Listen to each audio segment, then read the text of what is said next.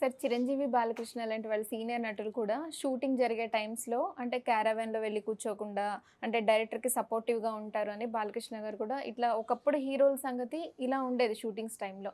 అయితే ఇప్పుడు రాను రాను నేటి తరం వాళ్ళు అంటే షూటింగ్ అయిపోయిందా వెళ్లి క్యారవాన్‌లో కూర్చున్నామా ఇలాంటి కల్చర్ వచ్చింది. అంటే వాళ్ళు కూడా సపోర్ట్‌గా ఉండట్లేదు అనే వార్తలు కూడా మనకు దానికి కారణం వస్తున్నాయి. ఏంటమ్మా?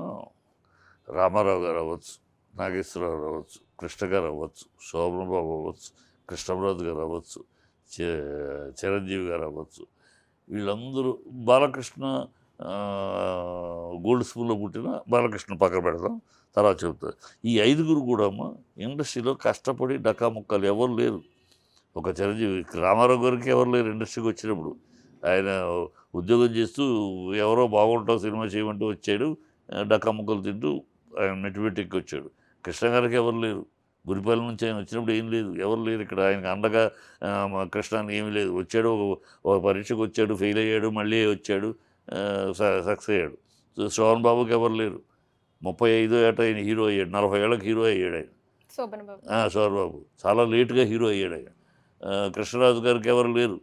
వాడు వీళ్ళందరూ కూడా చిరంజీవికి ఎవరు లేరు. వీళ్ళందరూ కూడా డకాముక్కులు తిని కష్ట సుఖాలు తెలుసుకుని సినిమా మేకింగ్ అంటే ఏంటి, సినిమా ప్రొడ్యూసర్ ఏంటి, కష్టాలు ఏంటి తీసుకోవాలి అన్ని కళ్ళారా చూసి అనుభవించి వాళ్ళు ఒక స్థాయికి వచ్చారు. సో వాళ్ళకేంటంటే ఎంతసేపు చేస్తున్నప్పుడు వాళ్ళకి కనపడతా ఉంటుంది ఆ కష్టం. ప్రొడ్యూసర్ కష్టం ఏంటి, డైరెక్టర్ కష్టం ఏంటి, మనం ఎంత ఈ సినిమా అంటే మనం ఎంత కోఆపరేట్ చేయాలి, ఎంత చేస్తే ఉంటుంది వాళ్ళకి. గోల్డ్ స్పూన్ కాదు కదా వాళ్ళకి. అందువల్ల ఆ కష్టం నుంచి వచ్చారు కనుక సినిమా మేకింగ్ యొక్క విలువ, ఆ టైం యొక్క విలువ, ఆ డబ్బు యొక్క విలువ, ఆ కష్టం యొక్క విలువ తెలిసేది బాబు. అందుకని ఆ రోజుల్లో ఆ ప్రొడ్యూసర్కి అంత విలువ ఉండేది, డైరెక్టర్కి అంత విలువ ఉండేది, టైంకి అంత విలువ ఉండేది. 7 గంటలు కాల్ షీట్లు అంటే 7 గంటలకు రావడం, షార్ట్ రెడీ అని డైరెక్టర్ అంటే రెండో నిమిషం కెమెరా ముందుకు ఆర్టిస్టులు నిలబడటం. ఎంత అగ్రతారులైనా సరే డైరెక్టర్ షార్ట్ రెడీ అన్నా అంటే వచ్చి కెమెరా ముందు నిలబడేవారు.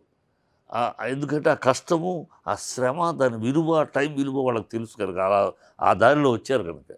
ఇప్పుడు మిగతా వాళ్ళందరూ బాలయ్య ఎందుకు దీంట్లో సపరేట్? బాలయ్య వాళ్ళ నాన్నగారి లైన్లో ఉన్నాడు. వాళ్ళ నాన్నగారు ఆయన డిసిప్లైన్, ఆయన ఎంతసేపు ప్రొడ్యూసర్ ఆయన ప్రొడ్యూసర్, రామారావు గారు ప్రొడ్యూసర్ యజమాని అనేవాడు.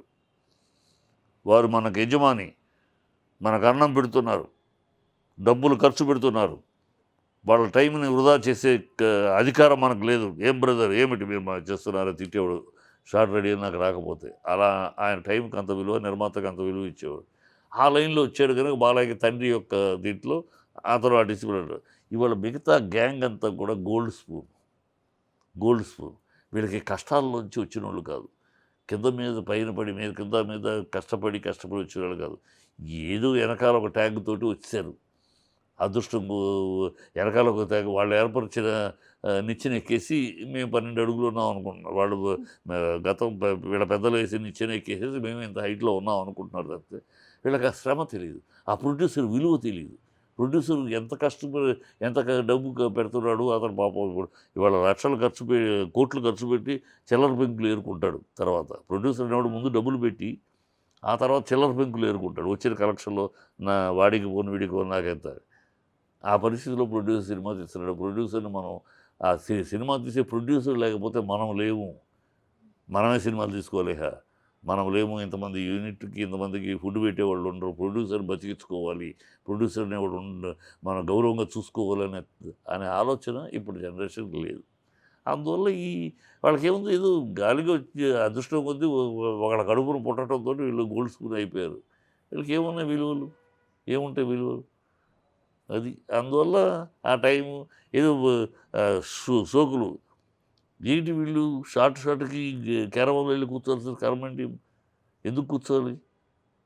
అవుట్డోర్లో వెళితే ఆ రోజుల్లో రామారావు లాంటి వాళ్ళు చెట్టు కింద అవుట్డోర్లో ఒక చెట్టు ఉంటే చెట్టు దగ్గర గొడుగు పెట్టుకుని కూర్చోవారు. శోభన్ బాబు ఒక ఫ్యాన్ తెచ్చుకునేవాడు. ఎక్కడైనా సరే అవుట్డోర్లో ఫ్యాన్ వేసుకుని ఆయన కూర్చునేవాడు. కృష్ణ గారికి వెనకాల గొడుగు పట్టుకునేవాడు. ఎక్కడైనా సరే ఎక్కడ ప్రొడ్యూసర్ ఎక్కడ ప్లేసు అక్కడ ఉన్న దాంట్లో అక్కడ వెళ్ళిన చోట ఎక్కడ ఏ సదుపాయం ఉంటే ఆ సదుపాయంలో ప్రొడ్యూసర్ ఏర్పాటు చేస్తూ కూర్చున్నారు. You are paid for that. నువ్వు దీనికోసం అక్కడ చేయటం కోసం you are paid. You are not doing obligation. ఏ ఆర్టిస్టు ప్రొడ్యూసర్కి ఆబ్లిగేషన్ కాదు. నువ్వు డబ్బులు తీసుకుని డబ్బులు ఇచ్చి నీతో పనిచేయదు, అతని యజమాని నువ్వు వర్కర్వి అనే జ్ఞానం కావాలి.